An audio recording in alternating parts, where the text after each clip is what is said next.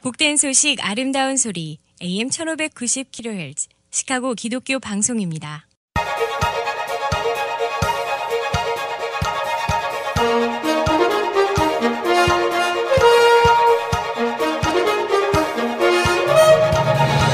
김정일 해설위원의 시사 해설. 세상을 넓게 봅니다. 삶의 지평이 넓어집니다.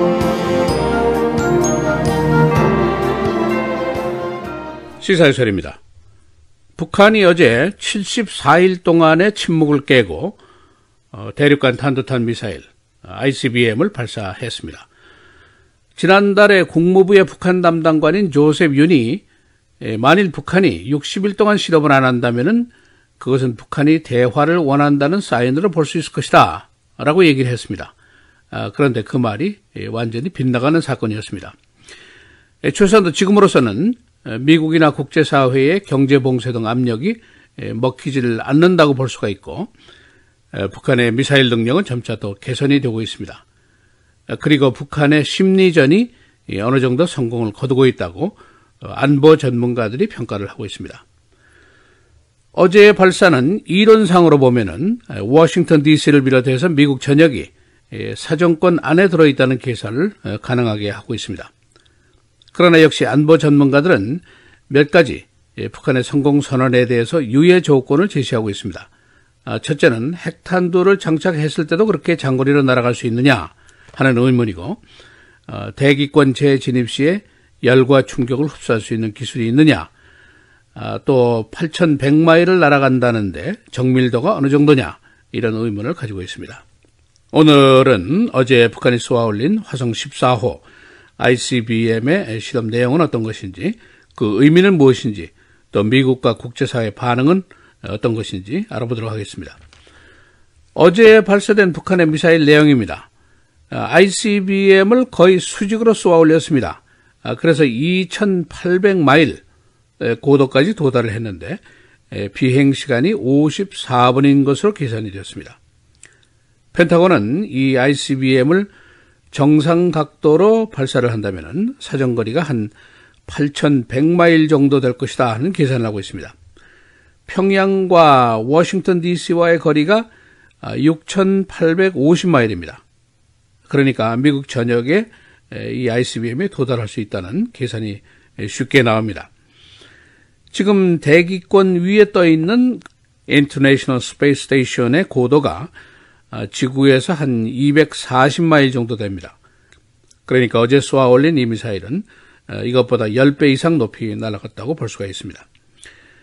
이것은 지금까지 북한이 실시한 미사일 실험 중에 가장 강력한 것입니다. 가장 높이, 가장 멀리 날아간 미사일인데, 지난 7월에 2개의 ICBM을 북한에 발사했는데 7월 28일에 발사한 것 47분을 비행했었고, 정상 각도로 발사를 했으면 6,500마일 정도 비행을 했을 것이다. 그런 계산이 있었습니다. 바로 이때 시카고도 사정거리 안에 들어있다. 그런 계산이 나왔었습니다. 어제 것은 7월 28일 발사한 미사일보다도 더 강력한 것으로 볼 수가 있습니다. 이 핵과 미사일 전문가들의 평가를 보면은 북한의 미사일 개발이 생각했던 것보다 훨씬 더 신속하게 진행이 되고 있다는 것이고, 이론상으로는 미국 전역이 사정권 안에 들어있다는 것, 그리고 트럼프 대통령의 압박이 별로 먹히지를 않는다는 것, 그래서 심리적인 작전에 성공을 하고 있다는 것입니다. 그리고 현재 한반도 근해에 항모가 3대나 떠 있고 훈련을 계속하고 있지만은 북한이 여기 별로 개의치 않는다는 것이 나타났습니다. 그리고 내년에는 완전한 ICBM의 핵무장이 가능할 것이다. 그런 예상이 안보 전문가들에서 나오고 있습니다.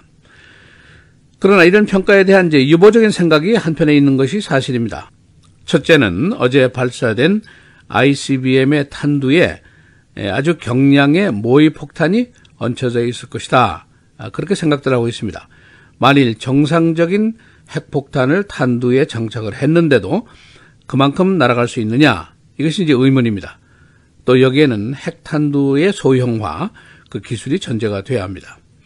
두 번째는 8,100마일이나 비행을 했다는데 이 미사일이 대기권으로 재진입을 할 당시에 그 열과 충격을 흡수할 수 있는 기술이 있는 것인가? 이것도 의문입니다.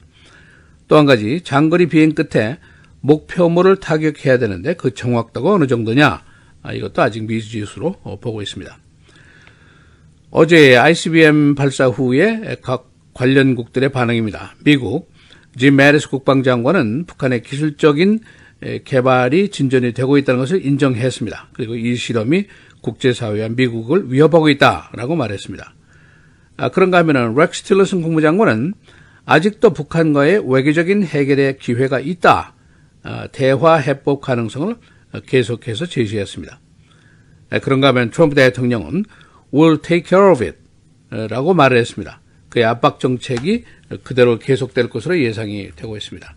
그러나 트럼프가 금년에 북한에 대해서 fire and fury라고 아주 강력한 위협을 했는데 이제 트럼프 대통령이 남은 것은 매우 난감한 선택이 남아있다고 볼 수가 있습니다. 한국의 문재인 대통령과 일본의 아베 총리가 통화를 했고 트럼프 대통령이 한국, 일본 수뇌들과 또 통화를 했습니다.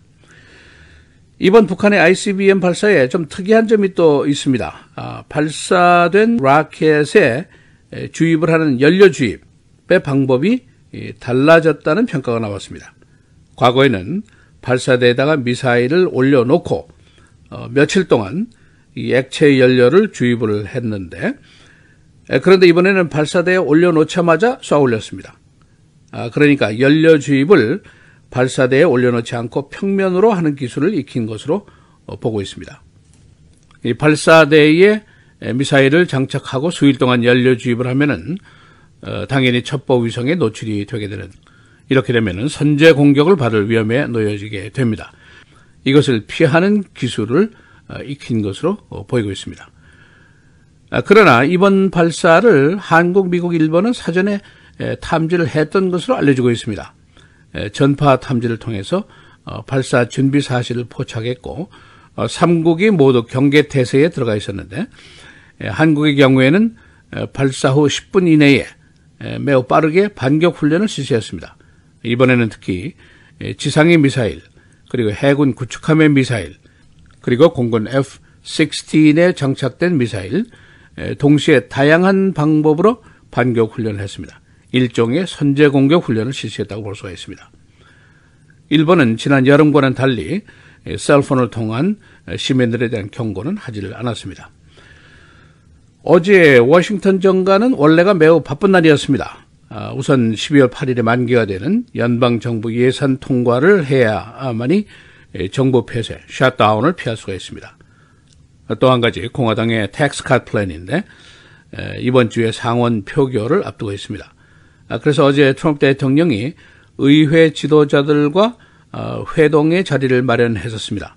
그러나 민주당의 수뇌들이 이 미팅을 보이콧을 했습니다. 트럼프가 미팅 전에 한 트윗 때문이었습니다. 나는 이들에게 줄 흥정거리가 별로 없다 하는 트윗을 했는데 민주당 수뇌부들은 그럼 뭐하러 당신 만나냐? 그만두고 공화당 지도부와 협상을 해보겠다 하면서 회동을 퇴짜를 놨습니다. 그래서 한동안 이 회동과 대화를 깬 것이 누구 탓이냐 하는 얘기를 가지고 정가에서 설왕설래를 했는데 이참에 북한의 ICBM 발사 뉴스가 터져나오고 말았습니다.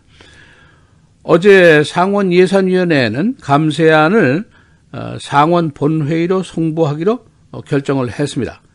그러니까 첫 번째 관문을 통과했다고 볼 수가 있는데 빠르면은 이번 주 말 전에 상원 전체 표결에 들어가게 됩니다. 시사해설 김정일입니다. 시사해설은 스몰 비즈니스의 희망을 드립니다. 쉽고 빠른 이지론 뱅크 오브 호프 제공이었습니다.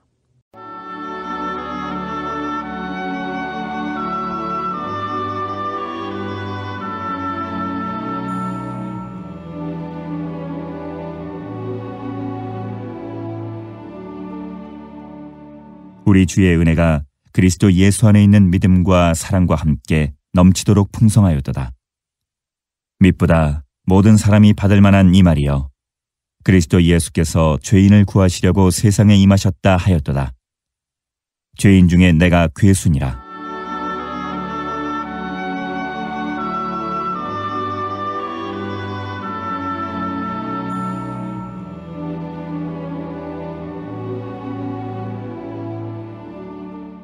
복된 소식 아름다운 소리 AM 1590kHz 시카고 기독교 방송입니다.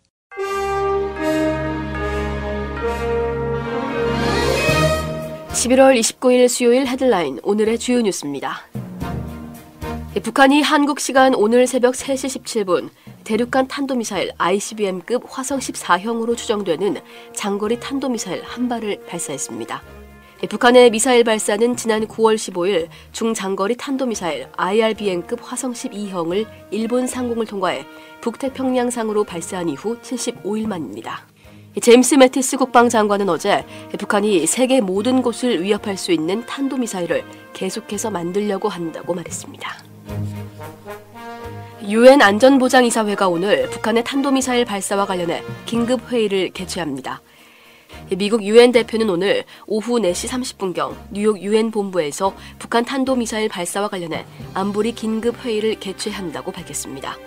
또한 한반도 주변국들을 포함해 미국, 캐나다를 비롯한 한국과 일본, 호주, 중국 등 최소 12개 나라 외교 수장들이 모여 북한 미사일 위협 등을 논의하는 국제회의가 처음으로 열립니다. 북한이 75일 만에 또다시 대륙간 탄도미사일 ICBM급 미사일을 발사한 것을 두고 미국 전문가들의 반응이 엇갈리고 있습니다. 북한 김정은 정권과 가능한 외교 해법은 없다며 트럼프 대통령이 무력을 사용해 북한 도발을 중단시켜야 한다는 주장과 북한의 미끼를 물어서는 안 된다며 신중한 접근을 주문하는 시각이 팽팽히 맞섭니다. 민주당 지도부인 척 슈머와 낸시 펠로시 상하원 원내대표가 어제 트럼프 대통령과 갖기로 돼 있던 예산 관련 회동을 전격적으로 거부했습니다. 두 원내대표는 어제 오전 트럼프 대통령과의 회동 직전 기자회견을 갖고 자신들과 거래가 없다고 말한 대통령과의 면담 대신 공화당 의회 지도부와 얘기하겠다고 밝혔습니다. MBC 방송의 아침 뉴스쇼 투데이를 20년 넘게 진행해온 맷 라우얼이 오늘 부적절한 성적 행동을 이유로 전격 해고됐습니다. 오늘 아침 라우얼의 공동 진행자인 사베나 구스리가 프로 시작과 함께 이 사실을 공표했습니다.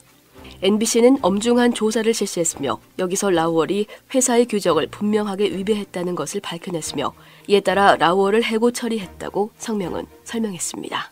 트럼프 대통령은 오늘 NBC 방송이 많은 가짜뉴스를 만들어내는 NBC와 컴캐스트의 사장이야말로 해임돼야 한다고 말했습니다. 아궁 화산 분화의 영향으로 사흘째 폐쇄됐던 인도네시아 발리 웅울랄라이 국제공항의 운영이 현지 시각 오늘 오후 재개됐습니다. 발리 국제공항을 운영하는 인도네시아 제1공항공사 당국자는 오늘 오후 3시부터 공항을 다시 정상 운영한다고 밝혔습니다. 은퇴를 선언한 루이스 구티에레즈 하원 의원이 그의 후계자로 추이 갈시아 현 쿡카운티 커미셔너를 지목했습니다. 갈시아는 2019년 시카고 시장 선거에서 현 시장인 라미 매뉴얼의 가장 강력한 경쟁자입니다. 구티에레즈는 은퇴 후 이민자 권리 향상과 포르토리코 재건을 위해 일하겠다고 밝혔습니다. 서버브 하이스쿨 성추행 피해자들이 계속 등장하고 있습니다. 최근 각계의 성추행 사건이 표면화되고 있는 가운데 시카고 서버브 하이스쿨에서 교사들로부터 성추행을 당했다는 피해자들이 나오고 있습니다. 어제 2명의 여성들이 다우너스 그로브 하이스쿨과 노리치 하이스쿨 재학 당시에 교사 코치로부터 성추행을 당했다고 신고했습니다. 학교 당국과 경찰이 조사를 벌일 계획입니다. 아메리칸 에어라인이 내년에 5회에서 5개 도시를 잇는 항공편을 신설합니다. 아메리칸 에어라인은 내년 5월 찰스톤과 캐나다 밴쿠버, 캘거리 등 5개 도시에 새로운 항공편을 마련합니다. 작년에 5회어에서 2,700만 승객을 실어 나른 이 항공사는 내년에 터미널 3에 5개의 게이트를 더 증설합니다. 날씨입니다. 오늘은 대체로 맑은 날씨 보이다 밤 한때 비 소식 있는 곳이 있겠고 낮 최고 45도, 밤 최저 38도입니다. 내일은 가끔 구름 많은 맑은 날씨 보이겠고 낮 최고 51도, 밤 최저 28도. 금요일 맑고 화창한 날씨 보이겠습니다. 낮 최고 46도, 밤 최저 35도입니다.